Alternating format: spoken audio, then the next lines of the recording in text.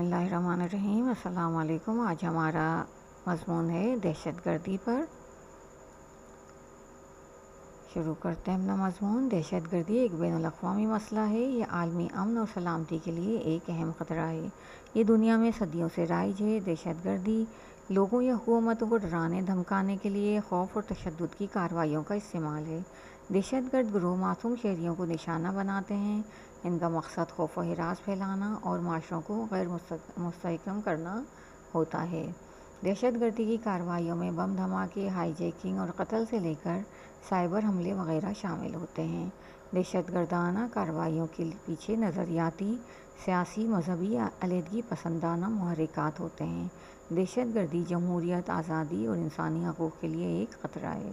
معاشرے پر اس کے اثرات تباہ کن ہوتے ہیں، اس لیے اس لعنت سے نمٹنے کے لیے ٹھوس اقدامات کی ضرورت ہے۔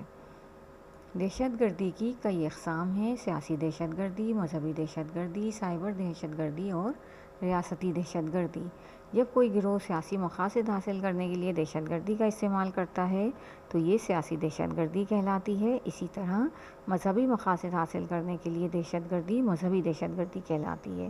دہشت گردی کے حملوں کو انجام دینے کے لیے اگر انٹرنیٹ کا استعمال کیا جائے تو یہ سائبر دہشت گردی کہلاتی ہے، اور جب کوئی حکومت دہشت گرد گروہوں کی حمایت کرتی ہے یا دہشت گردی کی وارداتوں میں ان کی مدد کرتی ہے تو یہ ریاستی دہشت گردی کہلاتی ہے۔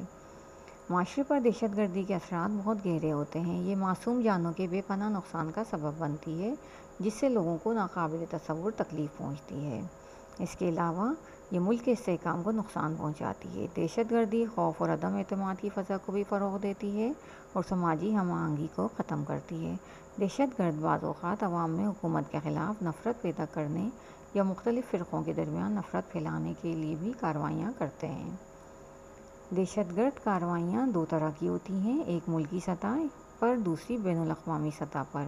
بعض ریاستیں بھی دوسری ریاستوں کے سیاسی، معاشرتی اور معاشی نظام کو اپنے مخصوص مفادات کی خاطر تباہ کرنے کے لیے دوسری ریاستوں میں دہشت گردوں کی سرپرستی کرتی ہیں۔ اس کی بڑی مثال بھارتی ایجنسی را اور اسرائیلی موساد کی ہے۔ موساد قابل ذکر ہیں۔ دہشت گردی کا مقصد معادی مفاد سے زیادہ نفسیاتی اور سیاسی ہوتا ہے۔ دہشت گردی کا مقصد زیادہ سے زیادہ لوگوں میں خوف و ہراس پیدا کرنا اور معاشرے میں بے چینی پیدا کر کے اپنے مفادات کا حصول ہوتا ہے۔ دہشت گردی کا مؤثر طریقے سے مقابلہ کرنے کے لیے بین الاقوامی تعاون اور اشتراک بہت ضروری ہے۔ اس کے خاتمے کے لیے حکومتوں، انٹیلیجنس ایجنسیوں اور قانون نافذ کرنے والے اداروں کو مل کر کام کرنا چاہیے۔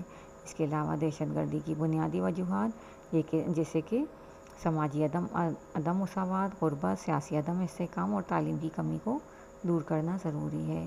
بین الاقوامی تعاون کو مضبوط بنا کر، بنیادی وجوہات کو حل کر کے اور رواداری اور افہام و تفہیم کو برقرار رکھ کر ہم دہشت گردی کی گرفت سے آزاد دنیا بنا سکتے ہیں۔ یہ تھا ہمارا مضمون تھا دہشت گردی پہ۔ ویڈیو پسند آئی تو لائک کریں، شیئر کریں، چینل کو سبسکرائب کریں۔ Thank you for watching. اللہ حافظ۔